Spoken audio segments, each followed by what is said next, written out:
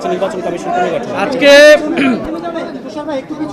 জাতীয় ঐক্যমত্য কমিশনের আহ্বানে সর্বদলীয় যেই বৈঠকটি হয়, সেখানে আমরা জাতীয় নাগরিক পার্টির পক্ষ থেকে স্পেসিফিকভাবে 3টি বিষয় নিয়ে কথা বলেছি। আমরা সরকারের যে প্রতিশ্রুতির সময় জুলাই ঘোষণাপত্র দেওয়ার কথা ছিল, আমরা সেটির অগ্রগতি সম্পর্কে জানতে চেয়েছি এবং 30 কার্য দিবসের মধ্যেই যাতে জুলাই ঘোষণাপত্রটি জারি করা হয় সে বিষয়ে আমরা জোর আহ্বান জানিয়েছি। কারণ আমরা এর আগেও দেখেছিলাম জানুয়ারি মাসে একটা ডেট দেওয়া হয়েছিল, সরকার প্রতিশ্রুতি দিয়েছিল, এই আন্দোলনের প্রেক্ষিতে আরেকটি প্রতিশ্রুতি দিয়েছে। এইবার যাতে প্রতিশ্রুতি ভঙ্গ না হয়। দ্বিতীয়ত আমরা বলেছি যে এই জুলাই মাস আসতেছে, 1 বছর পূর্তি হবে আমাদের গণ অভ্যুত্থানের। 5ই আগস্টের আগেই এই জুলাই মাসের মধ্যেই যাতে জুলাই সনদটি কার্যকর করা হয় সকলের স্বাক্ষর নিয়ে, আমরা যাতে জুলাই সনদ করতে পারি। এবং জুলাই সনদ কার্যকর হওয়ার আগে নির্বাচনের তারিখ ঘোষণা করা ঠিক হবে না। জুলাই সনদ ঘোষণার আগেই যদি নির্বাচনের তারিখ ঘোষিত হয় তাহলে সংস্কার প্রক্রিয়া ব্যাহত হতে পারে।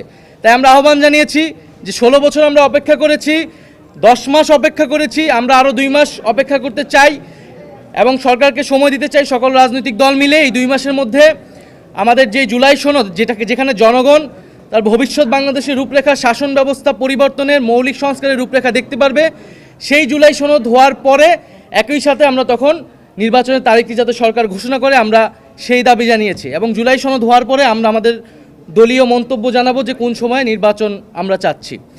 আর সর্বশেষ আমরা নির্বাচন কমিশনের কথা বলেছি, যেটা আমরা এর আগেও বলেছি যে আমাদের একটি সুষ্ঠু নির্বাচনের জন্য আমাদের সবচেয়ে গুরুত্বপূর্ণ বিষয় হচ্ছে নির্বাচনী ব্যবস্থার সংস্কার। নির্বাচন নিয়ে যত সংখ্যক আইন, নির্বাচন কমিশন সংক্রান্ত যে আইন, সেই আইনগুলো সংস্কার করে এই নির্বাচন কমিশন পুনর্গঠন করা। এবং নির্বাচন কমিশন এখন যে প্রক্রিয়া চলছে সেখানে আমরা আস্থা রাখতে পারছি না, নিরপেক্ষতা প্রশ্নবিদ্ধ হচ্ছে। এটি যাতে সরকার বিবেচনায় নেয় এবং একটি উচ্চ আদালত থেকেও আমরা দেখেছি নির্বাচন কমিশন নিয়ে প্রশ্ন তৈরি হয়েছে।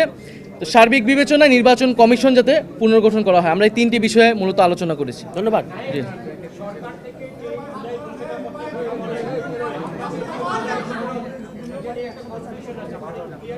দুইটাই লাগবে।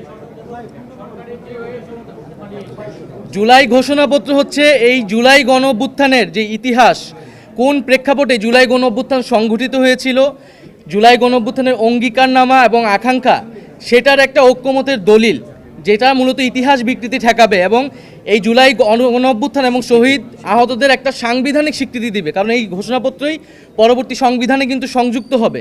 আর জুলাই সনদ হচ্ছে আমাদের রাষ্ট্র কাঠামোর যে সংস্কার, যে কোথায় কোথায় আমরা সংস্কারগুলো করব এবং সেই সংস্কার যাতে পরবর্তীতে অব্যাহত থাকে, বিচারের বিষয়টা যাতে আমাদের অব্যাহত থাকে, সেই বিষয়ের একটা ঐক্যমতের দলিল। ধন্যবাদ।